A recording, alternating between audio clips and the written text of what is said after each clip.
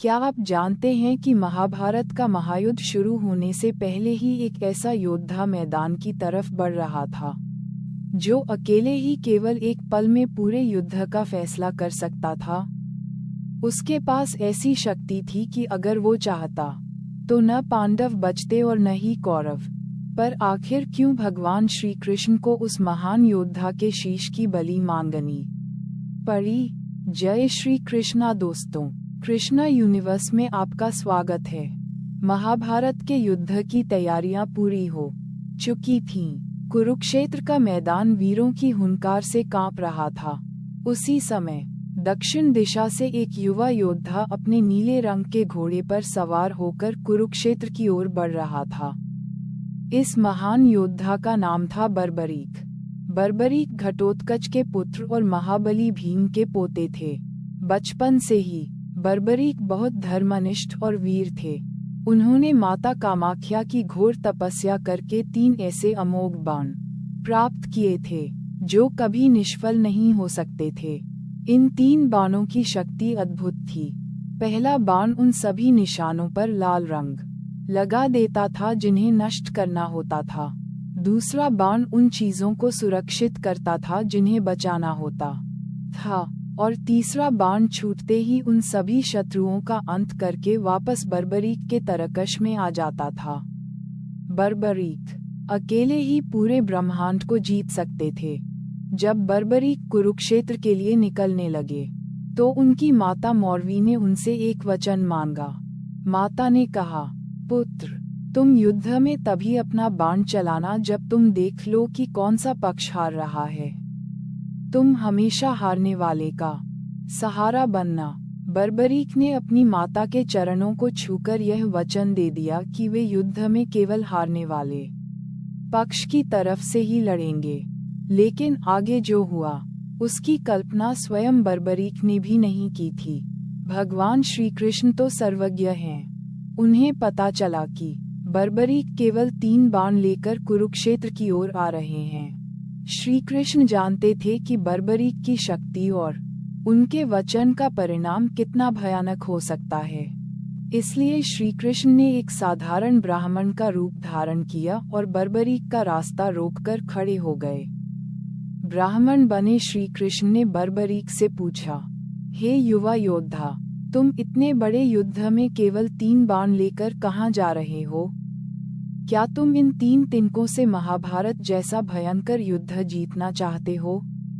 बर्बरीक ने मुस्कुराकर कहा, हे ब्राह्मण देव, मेरे ये 3 बाण ही पूरे युद्ध को समाप्त करने के लिए पर्याप्त हैं। मेरा एक ही बाण पूरी शत्रु सेना का अंत कर सकता है। श्री कृष्ण ने कहा, मैं तुम्हारी बात पर ऐसे कैसे विश्वास कर लूं? क्या तुम अपनी शक्ति का कोई प्रमाण दे सकते हो? बर्बरीक ने कहा, आप जैसा कहें, मैं वैसा ही करके दिखाऊंगा। तब श्री कृष्ण ने सामने खड़े एक विशाल पीपल के पेड़ की तरफ इशारा किया और कहा, अगर तुम्हारे बाण में इतनी शक्ति है, तो इस पेड़ के हर एक पत्ते को अपने एक ही बाण से छेद कर दिखाओ। बर्बरीक ने अपना पहला बाण निकाला, उस पर मंत्र पढ़ा और धनुष की डोरी खींच दी। बाण छूटते ही पेड़ के हर एक पत्ते पर जाकर लाल निशान लगाने लगा। उसी समय श्री कृष्ण ने बर्बरीक से छुपकर पीपल का एक पत्ता अपने पैर के नीचे दबा लिया। बाण ने पेड़ के सारे पत्तों को बींध दिया और अंत में श्री कृष्ण के पैर के चारों ओर चक्कर लगाने लगा। बर्बरीक ने विनम्रता से कहा, ब्राह्मण देव, कृपा करके अपना पैर हटा लीजिए। मेरा बाण आपके पैर के नीचे दबे पत्ते को भी छेदना चाहता है। श्री कृष्ण समझ गए कि बर्बरीक का बाण कितना अचूक है, लेकिन असली परीक्षा तो अभी बाकी थी। श्री कृष्ण ने बर्बरीक से पूछा, तुम इस युद्ध में किसकी तरफ से लड़ोगे? बर्बरीक ने कहा, मैंने अपनी माँ को वचन दिया है कि जो पक्ष युद्ध में हारेगा, मैं उसी की तरफ से ढाल बनकर खड़ा होऊंगा।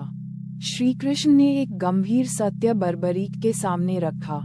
उन्होंने कहा, हे बर्बरीक, जरा सोचो, कौरवों की सेना पांडवों से बहुत बड़ी है। इसलिए शुरुआत में पांडव हारने लगेंगे। तुम अपने वचन के अनुसार पांडवों की तरफ से लड़ोगे और कौरवों की आधी सेना को खत्म कर दोगे। लेकिन जैसे ही कौरव हारने लगेंगे, तुम्हारा वचन तुम्हें मजबूर कर देगा कि तुम पांडवों को छोड़कर कौरवों की तरफ चले जाओ। फिर तुम पांडवों का अंत करोगे। इस तरह तुम कभी इस तरफ तो कभी उस तरफ लड़ते रहोगे और अंत में दोनों तरफ की पूरी सेना मारी जाएगी। केवल तुम अकेले जिंदा बचोगे और पूरी सृष्टि का विनाश हो जाएगा। बर्बरीक श्री कृष्ण का ये तर्क सुनकर सन्न रह गए। उन्हें अपनी भूल का एहसास हुआ। बर्बरीक समझ गए कि उनके पास जितनी बड़ी शक्ति थी, उतनी ही बड़ी उलझन में वे फंस चुके थे। बर्बरीक ने हाथ जोड़कर कहा, हे ब्राह्मण देव, आप कोई साधारण ब्राह्मण नहीं हैं। कृपा करके मुझे अपना वास्तविक रूप दिखाए और इस संकट से निकलने का मार्ग बताए।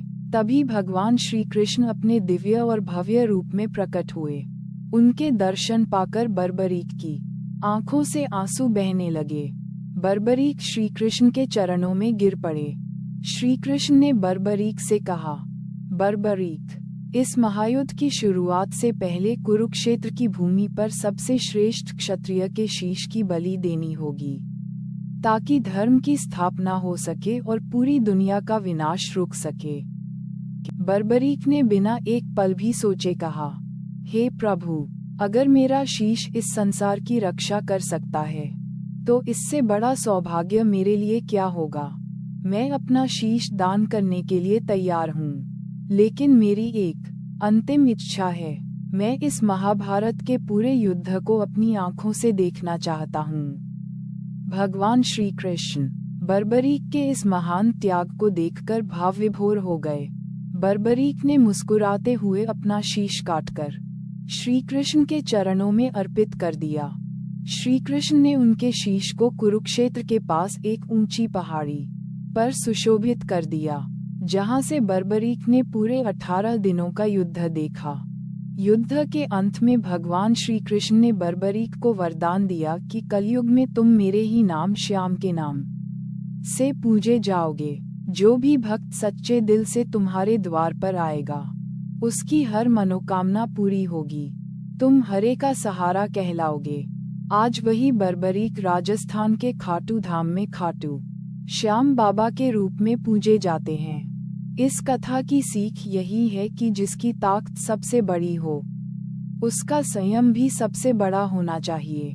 बर्बरीक के पास अपार शक्ति थी, लेकिन अगर वे बिना विचार किए अपने वचन पर अड़े रहते, तो पूरी सृष्टि का विनाश हो जाता।